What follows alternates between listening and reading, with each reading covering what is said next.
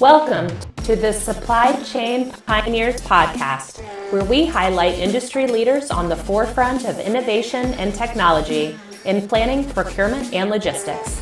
Hosted by your supply chain pro to know, Ulf Venne. Welcome back to Supply Chain Pioneers. This week with my good friend Jon Bovit. I actually talk to him on a daily basis because we both work at Everstream. The reason he was interviewed is because he's already doing supply chain risk management literally since day one. And he has a huge passion for driving digitalization and helping companies. And it's truly out of his own personal motivation to help change the world. And this will really be something you can see in the interview. So I really hope you give this interview a chance. Wish you a great day. And now have fun with the interview. Hi, everyone. Welcome to a new episode of Supply Chain Pioneers. And today I'm with Jon Bovit from Everstream Analytics. Welcome, Jon. Hello. Thanks for having me. I appreciate it. I really love having you here. Yeah, Jon, maybe you tell us a little bit about your exciting journey in supply chain management and also especially why you are in supply chain risk management. Yeah, it's an interesting story going back, well over 30 years now, really. I started my career as a technical person in computer science, business. Eventually, I found my way to Oracle Corporation, which was where I sort of started cutting my teeth on both in the technology, and it was just the start of sort of the internet side of things and internet technologies coming out. And applications were really a big, obviously SAP coming out of Germany was the leader at the time, and Oracle was starting the kind of the upstart.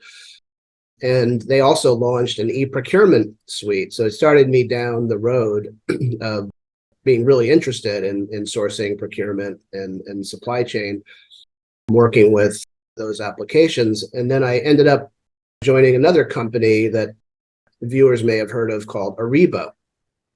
Just after they went public, I joined, and so I was there early, and obviously really started getting into lots of facets of procurement and sourcing and analytics related to supply chain and things like that. So started getting into there, and then eventually I made my way more specifically through several companies such as Aravo, where I started getting more into supplier management, supplier risk management, and eventually supply chain risk management with a company called Resolink. I was one of the first employees there, and then eventually found my way to Everstream. So I've been in supply chain risk management, which I think was sort of the start of the space when it got kind of defined and came out of a lot of work going back years, for about 11 or 12 years now, so quite a while.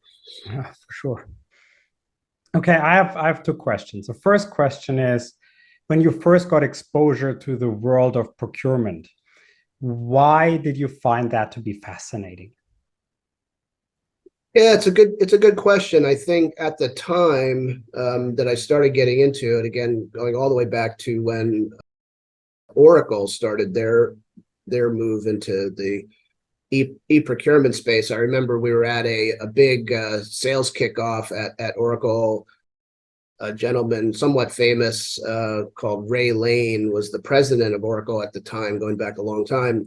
And he said, we are going to dominate this exciting new area called e-procurement. And Ariba was already starting to, there was Commerce One, there was, obviously SAP. So there was a few players trying to vie for that. And I got pulled into it. I was like, this is really neat. It's interesting. It's had all the things that I enjoyed, helping clients, a well-defined problem, a really easy, reason to do it, automate these processes that have not been automated, for 100 years. So I really enjoyed that. And it was just at the very beginning. And, when you're getting caught into a wave, it makes it fun. And there was a big push at the time. So yeah, it was fun stuff. A true pioneer fashion, so to speak. Another question I have, because you are by far and large one of the most tenured people in the topic of supply chain risk management, especially when it comes to go to market. So when you started working on supply chain risk management, what was fascinating for you to say, this is what I'm going to do for the foreseeable future and beyond, actually? I really thought this is going back to some big events, the Thailand floods, Fukushima in Japan and all the things. But there was a series of big events when I was working in the space that said, geez, companies this is going to keep happening. And they had no way to really effectively detect things going on around the world, to understand the impact of the business effectively. So I remember being like, look, this is at the time, now big data and data science is, what we all talk about every day. But then it was effectively, you had to gather lots of data. You had to understand lots of languages to pull in and get, assimilate and understand really complex interconnections. And it just was a very fascinating, I think if you talk as you do your series and you talk to different people that have been involved with it from going back, 10 or plus years, they'll say the same thing, that it seemed like a very interesting problem to solve. And a lot of companies had the same problem, so that made it exciting. Again, something new, and help change the world, so to speak. And it's exciting. It's exciting to do that with really large, at the time, it was really early adopters that were the only ones doing it, were very early on. And so whenever we were working with clients, it was, the more forward-thinking companies were doing it. There wasn't a million of them. It was only a few at the time. So you already touched about you being one of the first in the go-to-market space, an evangelizer of supply chain risk management. You touched a little bit on the first couple of customers, but how was it early on? Let's say maybe to 2016, and then how did you feel it developed? Maybe let's stop at 220 for whatever reason for now. So let's take maybe the first 10 years and see what you think were major development steps in there. Like I said, there wasn't a lot of proof points at the time, right? Whenever you're, the adoption curve, that you need early adopters of any new technology, and there were some that were trying to solve the problem or saw the problem, or I would say actually some of the first ones that really adopted it was very early on. It was I remember when it happened, because I wrote an article in Forbes at the time around the Thailand floods. And the Thailand floods was interesting when you look back, because it impacted some very specific core companies. At that time, it was the hard drive manufacturers. They all were in the same park in Thailand, and they got flooded, and it cut out the global supply, which was just starting to really take off. And it was the world was really like we are at chips today. And then it was, hard drive and storage was really, so it had a big impact. So those companies that were impacted had to do something. So they started. And then I would say pretty close to that, there were things like very specific events that people didn't hear about necessarily that impacted the automotive, whether it was some of the pigments that went into paint or other things. Automotive started getting involved, high tech saw, and then those two are connected, those industries. So it started catching more momentum, and then eventually it started really spreading. But I think it all started from some of those big issues that just some companies, such as it's particularly in high tech and networking, they could not stand having any delays in shipping products. It would have killed them, and it did kill them. So they had to do something, and that's what kind of started the ball rolling uphill there. Yeah. So I worked in the technology space, as you know, And I know that the flood in Thailand next to hard drive also impacted the supply of optical connectors for Mhm. optical fiber. Why I know, you might imagine. In addition to that, I think that in technology, especially, they have seen what a supply chain disruption can do, right? With the Mexico fire in That's 2001, right. where essentially Ericsson got shut down and never to return with a cell phone business.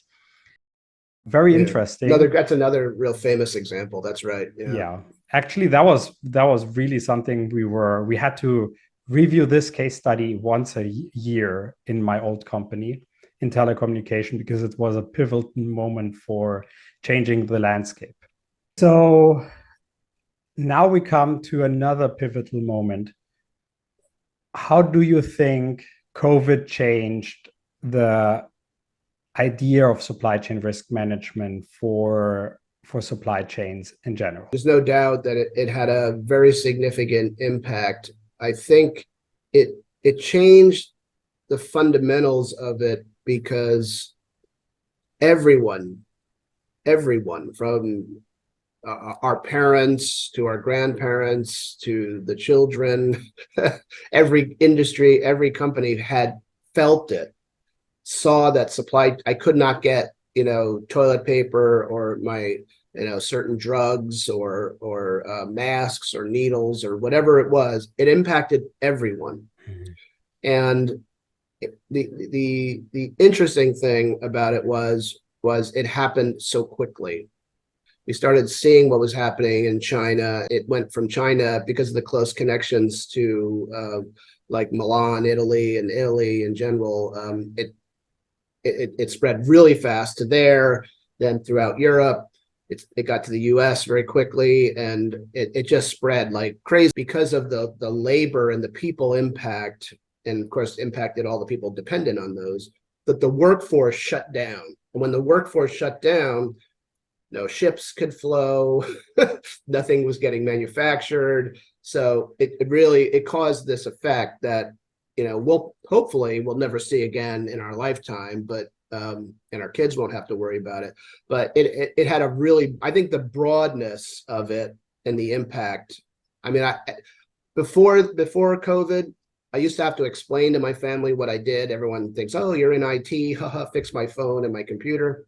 But after that, everyone knows what I do now. Everyone knows because it was I can't get my supplies. The cost of things went up, but I can't get a part for my washer and dryer because of supply chain challenges, right? So I don't know what your thoughts are, but I just think it was how quick and how broad it happened. Yeah.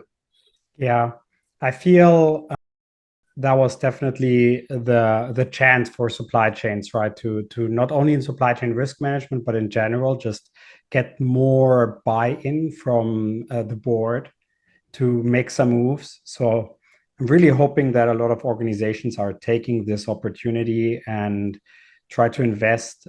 Personally, I'm a big believer that a lot of people struggled not only by working at home, but also the workload that was there for supply chain managers. And I'm not sure everybody has recovered until now.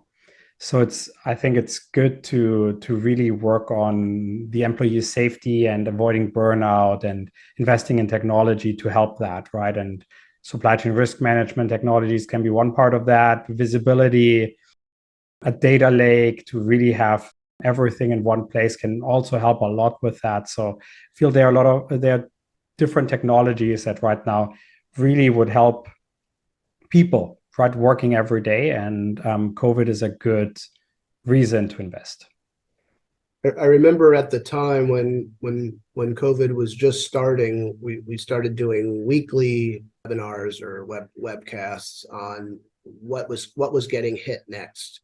And it was like whole regions, right? It was going again. I remember, it was branching out in China, and then went to Italy. I remember that very specifically, and then it started branching out, and then from there, Europe, kept popping up in different regions, and obviously it hit Germany fairly quickly after that. So it just went so fast, and it impacted, personal stories. All of a sudden, then, you and I or people, we're talking to people and they're getting sick, and all of a sudden it's like, wow. And then the supply chain started getting impacted. It was amazing. It was an amazing few years that I don't think we want to go through again, but we did learn a lot. I agree with you. Hopefully everyone's taking those lessons, and I think everyone has. I think we forget pretty quickly, and hopefully we won't for years to come. Yeah, definitely. We hopefully don't forget, right? Which would be a human tendency, but as a companies in total should be smarter than that, hopefully. So, okay. Now let's talk a little bit about right now. So you were with Everstream Analytics, right? This is also where we did these awesome webinars on COVID, which really helped customers. It's great. But you're doing this now for a very long time. You already talked about 12 to 13 years. Why are you still here? Why are you still so? I mean, I talk to you on a daily basis. I always see your passion. So what is fueling your daily passion? When you really enjoy what you do and new technology, I love data and technology and helping clients. And I think you and I, share that type of passion and enjoy working and helping clients apply what we do to solve real problems. And that passion doesn't go away. Now we're living in, data science, artificial intelligence, but you and I have been around for a long time, and you see new things pop up that you can then apply to what you're doing to help companies, and it's fun. I enjoy it. I enjoy working with good, smart people. I enjoy being on the forefront in this topic, and I'm just as passionate about it now as I was. And I think now, because the technology and the data science and so forth is now helping us do things faster, help more companies. I think it's, the concept of we're democratizing things so we can help, smaller and smaller companies with the same technology at the scale that we want. So, yeah, I mean, it's just more to do. Yeah. I believe in the saying, if you enjoy and you have fun what you're doing, you're not working, you're just, you're having fun. I think that's a very good answer, actually. Okay, now going one step forward, you're still in a go-to-market role, but you're more now also looking at developing a new product that is Discover, which automated sub-tier visibility, a lot based on AI and data. And you already talked a little bit about your reasoning, why you really wanted to take on that challenge. But I find maybe you talk a little bit more about this, because it's really, your take is very interesting. It's really, I think, one of the ways that we can help a lot of companies really quickly. Companies over the years, one of the weaknesses and the hardest part of supply chain risk management was really around understanding the sub-tiers in some scalable way. You could ask your suppliers, you can send them a survey, you can gather information, but the information is slow, takes a long time. You only get back a little bit of information. You can only ask them about who their suppliers are, because they don't know more than that. They would only know who they do business with. So I think what attracted me to this technology is the ability to do it at scale. So to make connections beyond tier 2 into tier 3, tier 4. And the number of challenges that we couldn't address before, we can now address. Things like, well, if I can map these things at scale, deep enough in the supply chain, could we help avoid a lot of the problems that we're seeing in the world? Forced labor, even forget COVID for a moment, but some of the earlier problems in Thailand floods in Japan, could we have helped companies much more effectively have we had these maps done? I think you and I would agree, yes. So I think and then the other side of it is from if you understood your supply chain and who were providing to whom, there's a business sourcing, procurement, supply chain benefit of knowing that. So it has a huge number of benefits. Now, I think with recent technology advances and data availability and other reasons, we can do it much more effectively than we could years ago. So it's one of the natural evolutions, but I think it's the killer app, for our, space, right? It's the capability to really add a lot of value very quickly. You mentioned one topic that I actually want to lead into right now. So it's a perfect segue. Thank you very much. And it's child labor. So one of the key recent trends that I really like to discuss with you is the convergence of sustainability and risk management. We see more and more companies trying to adopt a similar practice for both of them. What is your take on that? It's been a long time coming. You can see there's been some companies that have gone into different facets of it to help. A lot of companies have really embraced, which is good. It's a good thing. They've embraced, environmental or social or ESG, from a governance perspective. But they've embraced that in a serious way over the years. And now with what you and I do, we could say we've been touching on it for many years, but now it's really come to the point where it's one thing to ask who you do business with questions, but it's another, hey, are you a good social citizen that I do business with you? I want to make sure I'm doing business with someone that's a good social citizen, environmental practices and so forth. It's another to understand it, who they do business with. So now the technology is now making this where they can do this on a much broader, bigger scale. How that helps doing this assessment of environmental and social issues. And we're seeing it impact in a really big way. I think you would agree that, the two coming together is really creating a solution that any company can deploy and try to rid the world, once and for all. One thing that's I think really fascinating about forced labor and child labor and other things like that are that it's all about economics. If there was no money in it, they would stop doing it. So who are the ones who drive the economic engine? It's the companies. So if the companies can stop it, it could really make a big impact. So I think you and I would both take pleasure in helping companies drive out forced labor and child labor, because there's millions and millions of them around the world, issues everywhere. And if we could stop it, do anything to stop it and slow it down, it's a wonderful thing. So it helps drive passion too, because let's face it, being able to say you're changing the world is also nice. Couldn't agree more, actually.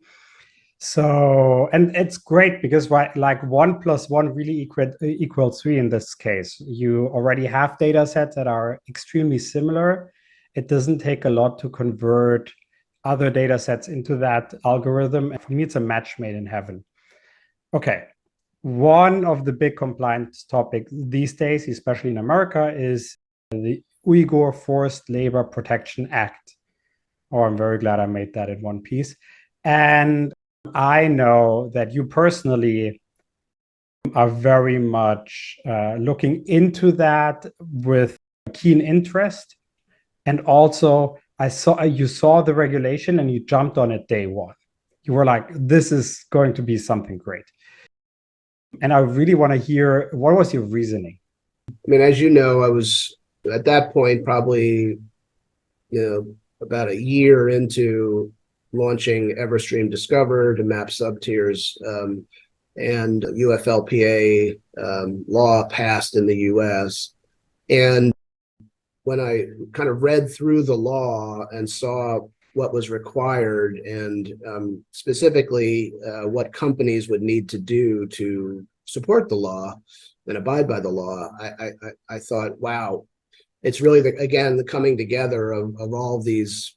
It's just a one example of what you and I have been kind of focused on here. Is what got me into it was the fact that we can then apply what we do to help companies because they needed to do something. So someone was going to help them do this, I think.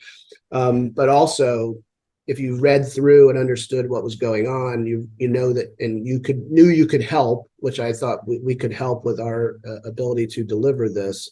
Not just me, but our team here, proud of what we accomplished, because I think we went from having nothing to something that was really effective at helping clients very quickly using our technology and Discover in our application.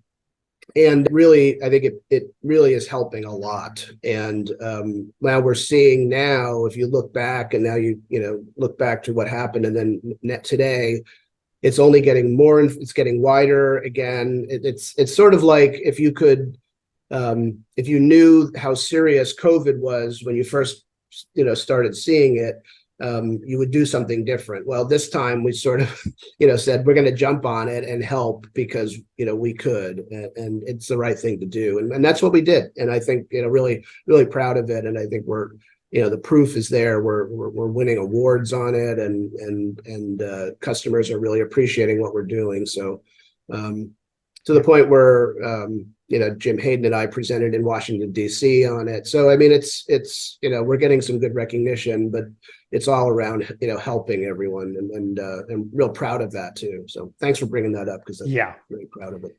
Talking about another great segue, talking about helping everybody. You are also a volunteer on the Marbles Kids Museum locally. So children there learn by playing with hands-on exhibits, right? So what did you learn there that could help people get quicker engaged in supply chain management or supply chain risk management? My wife and I and our family have been touched by a child with special needs. My wife helped take care of him when he was young, and from that we sort of started donating our time to doing autism events, marathons and walks around that, or volunteering our time at local children's activities or whatever. So we've been doing that for many years. And I think it kind of pulled us in, and we've been doing that. My wife is a social worker and teacher by training. I'm the technologist, as we touched on, and so we sort of started trying to help in different ways that we could. And as you know, you can volunteer your time, you can donate money, you can get more involved. And that the Marbles Museum is in Raleigh, North Carolina, is one thing, but we've been involved in the North Carolina Autism Society for many years and donating time and participating in that, and other things like cancer walks and other stuff. Just little things you can do to help that we all should try to do. So that's how we got into it, going way back. Okay, so that's also where you got a lot of passion for the sustainability topics, I believe, right? Because it's probably true. Yeah, it's probably true. Just you want to, at some level, you want to help, right? So need some level of motivation that it's not all about just doing your job anymore. It's can we help the rest of the world, because we're all connected at this point, right? I mean, look at you and I. You're on one. You're over there. I'm over here, and we have colleagues spread even further, and we're all just working together to try to do these things, right? Yeah. You're really one of the people who I really believe they want to make a change and a positive impact in their life. So I really appreciate that. So another one, very hard question now, actually. So a couple of weeks ago, you shared with me a link on a YouTube channel from Rick Beato. And now I can't stop watching that anymore. Actually, I'm very addicted. So I want you now to answer me, what are similarities between a rock band and a supply chain? Because that's only fair. Yeah, that is a tough one. I did play the drums and do things when I was growing up, participated, but not as much as an adult. But you carry that kind of passion for rock music. At least I do. I carry the passion for rock music throughout my life. But yeah, no, it's sort of there's a lot of similarities. I think the biggest thing that I see and why I enjoy things like what Rick Beato does and what other YouTubers and I actually buy books on it and read about first how do they create these classic songs that you and I, lots of people love. What was the process of creation? I find very, very fascinating. Do they collaborate? Do they do it independently? How do they do it? I love that. And you and I are involved in a lot of things where you have to sort of create and also the second part is how do you do it as a team? So almost very rarely do musicians act alone. They always have collaborators, and just like you and I collaborate to get to work on things and you and I and others, you have to collaborate. You have to work together, and that's where the best ideas and creativity and things that last come from. It's not from one person, and I'll tell you, that's why I'm really fascinated with music. You can literally study how pick a favorite song from years ago and study how it was created, and you'll see a lot of similarities. Yeah. It was usually more than one person. It was a collaborator who had more people. There was a producer, and then eventually it was just music. So how did it get listened to? How did it roll out? And there's a lot of similarities to what you and I do with customers, right? How we all work together, how we come up with ideas, and then how we get them out there. And so I guess there's similarities there, and I think it's very interesting. And I literally, like I said, read books and watch videos on classic songs and how they come to be, because I find them very fascinating. Yeah, I think about that a lot as well. I don't read about it, I just think about it. For me, one of the classical examples is the intro to Paradise City from Guns N' Roses, because yes, the guitar playing is great, but it wouldn't be one of the classic intros to a rock song if not the voice sets in at exactly the right time with the right mood. It's just the atmosphere is epic. Good. So now I have one last question, and that is I literally had to chase you for that interview. I really wanted to work with you on this because I love your personality, I love your passion, and you're doing so much good. So why did you not want to do this? Well, I don't know. I'm not. Do you enjoy it now? Is more the question. Actually. Yeah, no. This was fun. I appreciate it. I'm a humble person, and don't like to talk about myself. I very rarely talk about myself. Yeah. So I think that's probably it. I much rather talk about you or others than myself. So, yeah. But no, it was fun. It's always good to be a little introspective and think about where you came from, because that's how we'll launch into the future, right? We still have a lot more years left. Hopefully, knock on wood. For sure. So with that, I would say thank you so much, Jon. Let's call it a day. Well, thank you. Yeah, thank you. We will talk again soon. I know probably. That. Yeah, probably in what time? Yeah, what time is it? Time? So. Thank you so much. Yeah, take care. Thanks. Appreciate it, Ulf. Yeah. Have a nice day, everyone. Bye-bye. Bye-bye. This was Supply Chain Pioneers. Thanks for watching, listening, or however you are enjoying this podcast. You can find Supply Chain Pioneers on Spotify, Apple Podcasts, all other major podcast players, as well as on YouTube at Ulf Talks Supply Chain. Please don't forget to like, subscribe, and comment. See you next time.